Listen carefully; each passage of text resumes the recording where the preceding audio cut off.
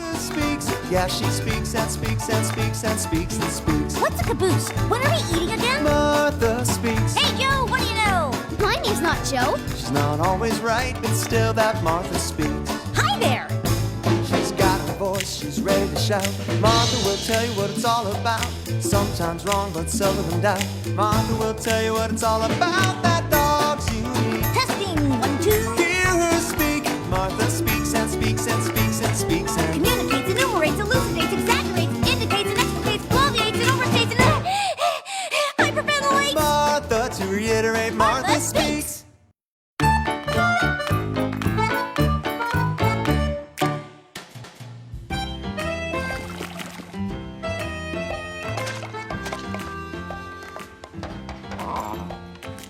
Batara Chuma. Thank you, Simana Moa. Echapani get your ndori. Ozigo mata. Ochapani si na ụmụ na-abịa. Mba. Ụmụ ologbo ndori, onwere ndị a na-akpọ ụmụ ologbo ndori n'obodo a. Ndị uwe ojii na-achọfa achọ. Ife eji akpọkụfa ndori ụmụ ologbo baba isi orife tie. Ndụ abụ onye nke ọzọ. Etizina mkpu. Etiro m mkpu. Fasi tisie anyị ike.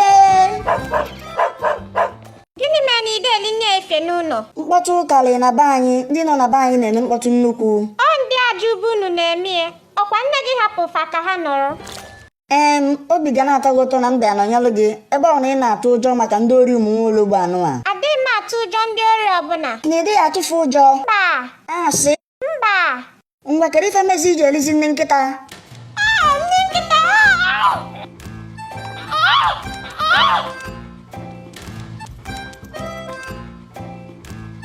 Biko iwe wena gị mata.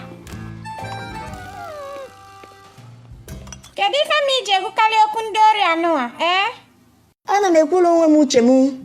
Ị na-ekwulu onwe gị uche gị? Ị na-akụwa na olu gị dịka ụgbọala na-agba n'okporo ụzọ na-enweghị nkwụsị?